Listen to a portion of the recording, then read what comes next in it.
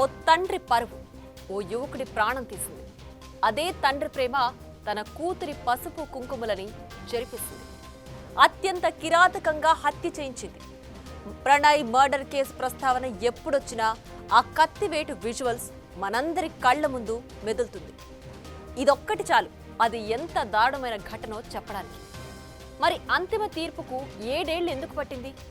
ఏటు సుభాష్కు ఉరిశిక్ష అమలయ్యే పరిస్థితి ఉందా?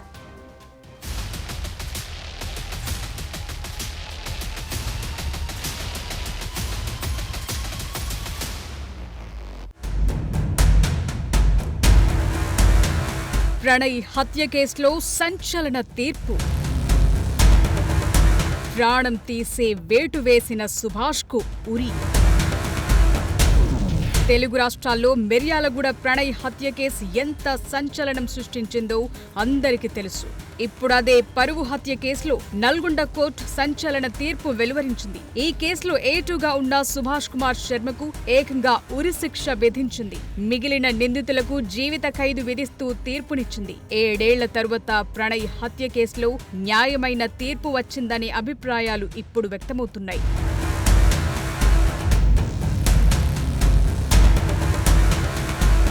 తన గారాల పట్టి అమృతను కులాంతర వివాహం చేసుకున్నాడనే నెపంతో మిర్యాలగూడకు చెందిన మారుతీరావు 2018 సెప్టెంబర్లో సుపారీ గ్యాంగ్తో ప్రణయ్ని హత్య చేయించాడు. ఈ కేసుని ప్రతిష్టాత్మకంగా తీసుకున్న పోలీస్ యంత్రాంగం విచారణ చేపట్టి 8 మందిని నిందితులుగా చేర్చింది. 2019లో ఛార్జ్షీట్ దాఖలు చేశారు.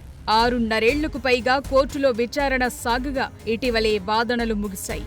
దాదాపు 7 ఏళ్ల తరువాత ఈ పరువు హత్య కేసులో నల్గొండ కోర్టు తుది తీర్పు వెలువరించింది. ప్రణయ్ హత్య కేసులో A1 నిందితుడిగా ఉన్న మారుతీరావు 2020లోనే ఆత్మహత్యకు పాల్పడ్డారు. ఈ కేసులో A2గా సుభాష్ కుమార్ శర్మ, A3గా అస్గర్ అలీ, A4గా అబ్దుల్ బారీ, A5గా కరీం, A6గా అమృత బాబాయి శ్రవణ్ కుమార్, A7గా శివ, A8గా నిజామున్నారు. వీరిలో సుభాష్ శర్మకు ఉరిశిక్ష విధించగా మిగతా వాళ్లందరికీ జీవిత ఖైదు విధించింది కోర్టు. ఒక తండ్రిగా అతను అంటే బిడ్డ కోసం చేసింది ఉండొచ్చేమో కానీ బట్ అది వేరే చనిపోయిన బిడ్డ కూడా, వేరే చనిపోయిన ప్రణయ్ కూడా వేరే వాళ్ళ కొడుకుగానే మనం తీసుకోవాలి. అతను కూడా బహుశా సెన్సిటివ్గా ఫీల్ అయినట్టు అనుకుంటున్నాను. మారుతీరావు అంటే ఆయన అమితమైన ప్రేమతోటి ఆయన బహుశా ఈ యాక్ట్కి చేయటం జరిగింది. సో ఇదొకటి, అంటే ఇదొక అందరికీ కూడా ఒక లెసన్గా తీసుకోవాలి ఇట్లాంటి కేసెస్. ఇక్కడిదాకా అంతా బాగానే ఉంది. కానీ ఈ కేసులో అంతిమ తీర్పు వచ్చేందుకు ఇంత టైం ఎందుకు పట్టిందనేది ఇప్పుడు అస్సలు చర్చ.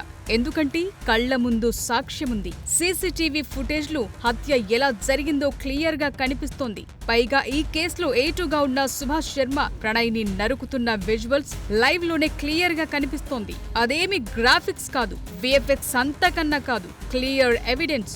రోడ్డు మీద పోయేవాడిని తీసుకొచ్చి అడిగినా ఎవడు నేరం చేశాడో ఇట్టే చెప్పేస్తాడు. A1 అయిన అమృత తండ్రి మారుతీరావు ఆత్మహత్య చేసుకున్నాడు. A2 సుభాష్ శర్మని పోలీసులు వెంటనే పట్టుకున్నారు. అతను నేరం కూడా ఒప్పుకున్నాడు. అయినా సరే సుభాషే ప్రధాన దోషి అని నిర్ధారించడానికి, మిగతా నిందితులకు శిక్ష వేయటానికి 7 ఏళ్లు పట్టింది. ఎవిడెన్స్ అంతా క్లియర్ గానే ఉన్నా ఇంత టైం ఎందుకు పట్టింది?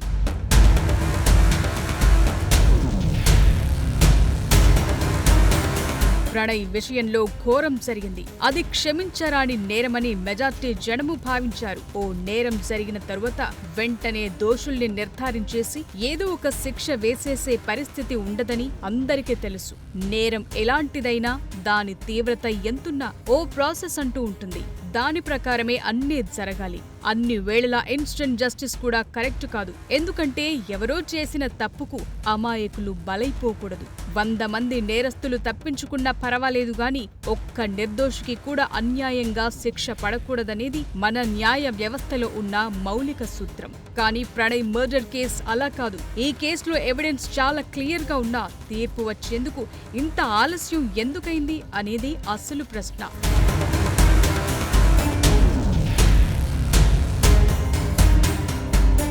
మిర్యాలగూడ పరువు హత్య కేసులో ఆలస్యమైన న్యాయమైన తీర్పొచ్చింది. కర్కశంగా కట్టి వేటు వేసినోడికి కోర్టు ఉరిశిక్ష విధించింది. హర్షించదగ్గదే. అయితే ఈ సమయంలో న్యాయ వ్యవస్థలో జాప్యం తగ్గాలనే వాదనలు కూడా వినిపిస్తున్నాయి. అది జరిగినప్పుడే సామాన్యులకు కోర్టుల మీద నమ్మకం వస్తుంది, వ్యవస్థల మీద ఓ భరోసా ఉంటుంది. లేని పక్షంలో ఎవ్వరైనా సరే ఇలాంటి ఘటనల్లో ఇన్స్టెంట్ జస్టిస్ కోరుకుంటారు. ఇప్పుడు ప్రణయ్ మర్డర్ కేసులో 7 ఏళ్ల తరువాత అంతిమ తీర్పు రావటం, A2 సుభాష్ కు ఉరిశిక్ష పడటాన్ని మెజార్టీ పబ్లిక్ సమర్థిస్తున్నారు. కానీ నిజంగా ఇది అమలవుతుందా అనేది మేజర్ డౌట్.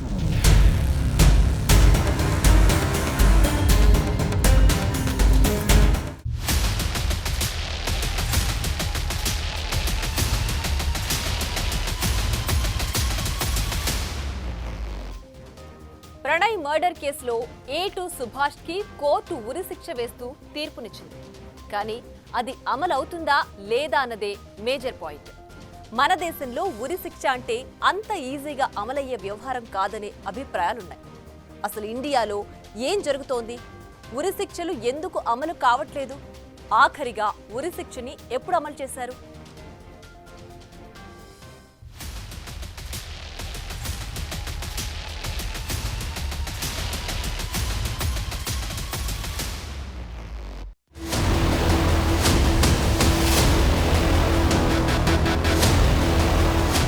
మిర్యాలగూడ పరువు హత్య కేసులో తీర్పు ఆలస్యమైనా సరైన తీర్పు వచ్చిందనే చర్చ జరుగుతోంది. అంతా చూస్తుండగానే ప్రణయ్ను కిరాతకంగా హత్య చేసిన సుభాష్కి కోర్టు ఉరిశిక్ష విధించిందని కొంత సంతృప్తిగానే ఉన్నా ఆ శిక్ష అమలయ్యేది అనుమానమేననే చర్చ కూడా సాగుతోంది.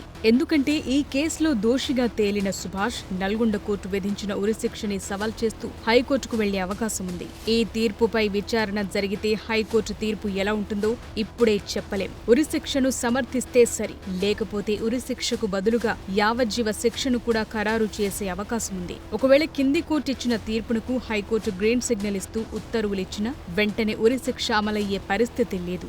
దోషిగా తేలిన సుభాష్ సుప్రీంకోర్టుని కూడా ఆశ్రయించే అవకాశం ఉంటుంది. అక్కడేవైనా జరగొచ్చు. సుప్రీంకోర్టు ఉరిశిక్ష సరైందేనని చెప్పినా వెంటనే శిక్ష అమలవుతుందనే గ్యారెంటీ లేదు. అప్పటికీ ఆఖరి అవకాశంగా శిక్ష పడిన దోషి సుభాష్ రాష్ట్రపతి క్షమాభిక్ష కోరేందుకు వీలుంటుంది. అందువల్ల ప్రణయ్ హత్య కేసులో ఉరిశిక్ష పడిన సుభాష్ హైకోర్టును ఆశ్రయిస్తాడా లేడా అన్నది కూడా ఇప్పుడు ఆసక్తి రేపుతోంది.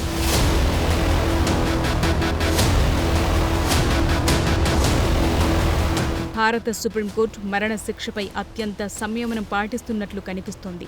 దీన్ని రద్దు చేయాలనే డిమాండ్లు కూడా అనేక వర్గాల నుంచి వచ్చాయి. కొన్నేళ్లుగా సుప్రీంకోర్టు కూడా ఈ మరణశిక్షను నిర్ధారించలేదు. దాంతో భారతదేశం ఉరిశిక్షను క్రమంగా సడలిస్తుందా అనే ప్రశ్నలు కూడా తలెత్తుతున్నాయి. దశాబ్ద కాలంగా మన దేశంలో మరణశిక్ష పడిన ఖైదీల సంఖ్య గణనీయంగా పెరుగుతూ వస్తోంది. కానీ వాళ్లందరికీ ఉరిశిక్ష అమలు కాలేదు. ఇండియాలో చివరిసారిగా 2020లో ఉరిశిక్ష అమలు చేశారు. ఆ సమయంలో దేశం మొత్తం సంచలనం సృష్టించిన ఢిల్లీ గ్యాంగ్ రేప్, మర్డర్ చేసిన నిర్భయ కేసులోని దోషులను ఉరితీశారు.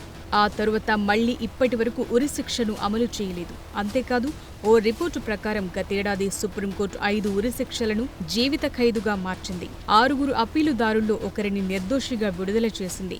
దేశంలో కింది కోర్టులు ఉరిశిక్షలు విధిస్తున్నప్పటికీ సుప్రీంకోర్టు మాత్రం వాటిని అమలు చేసేందుకు ఇష్టపడటం లేదని రిపోర్టులు చెప్తున్నాయి. అయితే అత్యంత అరుదైన కేసుల్లో మాత్రమే మరణశిక్షను అమలు చేయాలని సుప్రీంకోర్టు పదే చెప్తోంది. ఆ విధంగా 2020లో నిర్భయ కేసులో 4 దోషుల్ని ఉరితీశారు.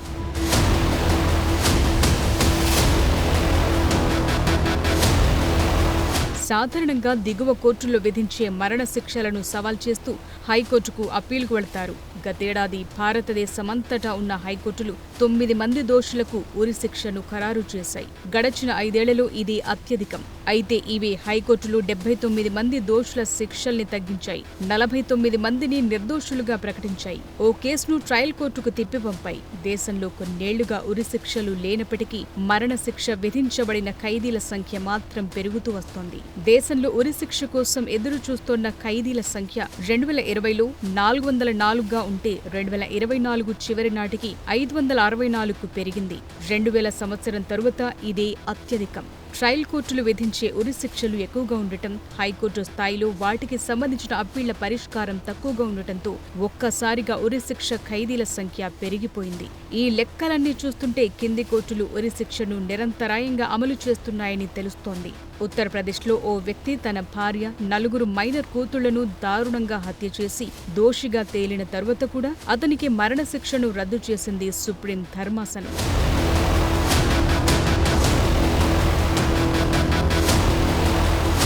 1991 నుంచి భారతదేశంలో 16 మంది దోషుల్ని ఉరితీశారు. వారిలో అజ్మల్ కసబ్, అఫ్జల్ గురు, యాకూబ్ మెమన్ లాంటి వాళ్లున్నారు. స్వతంత్ర భారతదేశంలో తొలిసారి నిర్భయ కేసులోని 4 దోషుల్ని ఒకే చోట ఉరితీశారు. భారత రాజ్యాంగం మరణ శిక్షల్ని నిరోధించలేదు. కానీ రాష్ట్రపతి అధికారాలను నొక్కి చెప్పే ఆర్టికల్స్ లో దాని గురించి ప్రస్తావించారు. BNS, army, narcotics drugs, psychotropic substances లాంటి ప్రత్యేక చట్టాల కింద హత్యలు, అత్యాచారాలు, ఉగ్రవాదం, ఆర్గనైజ్డ్ క్రైమ్ లాంటి నేరాలకు మరణశిక్ష విధించే నిబంధనలు ఇప్పటికీ ఉన్నాయి. అయితే నేరానికి అనుగుణంగా శిక్షలు విధించమని కోరే ప్రతీకార న్యాయంలా కాకుండా నష్టాన్ని సరిచేసేలా, శ్రేయస్సుని పునరుద్ధరించేలా, న్యాయం సాధించేందుకు, దోషిని సంస్కరించేందుకు ప్రయత్నిస్తుంది. అందువల్ల దోషిగా తేలిన వ్యక్తులు మార్పునకు అవకాశం ఉండటం వల్ల మరణశిక్ష నుంచి మినహాయింపుగా పరిగణిస్తున్నారు. అందువల్ల ఇప్పుడు ప్రణయ్ హత్య కేసులో దోషిగా తేలిన సుభాష్ కు ఉరిశిక్ష విధించినప్పటికీ అది అమలవుతుందా లేదా అనే సందేహం నెలకొంది.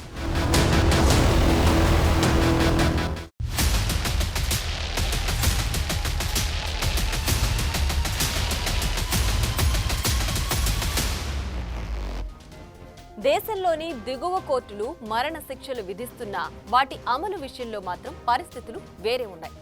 ఇటీవలే ఐపీసీ స్థానంలో వచ్చిన భారతీయ న్యాయ సంహిత మరణశిక్ష విధించదగిన నేరాల సంఖ్యను 12 నుంచి 18కి పెంచింది. అయినప్పటికీ నేరాలు తగ్గడం లేదు. అదే సమయంలో మరణశిక్షలు దారుణమైన నేరాలను సమర్థవంతంగా నిరోధించడం లేదు. ఎంతమందికి ఉరిశిక్షలు వేస్తున్నా నేరాలు మాత్రం ఆగడం లేదు. For more videos like this, subscribe Big TV channel.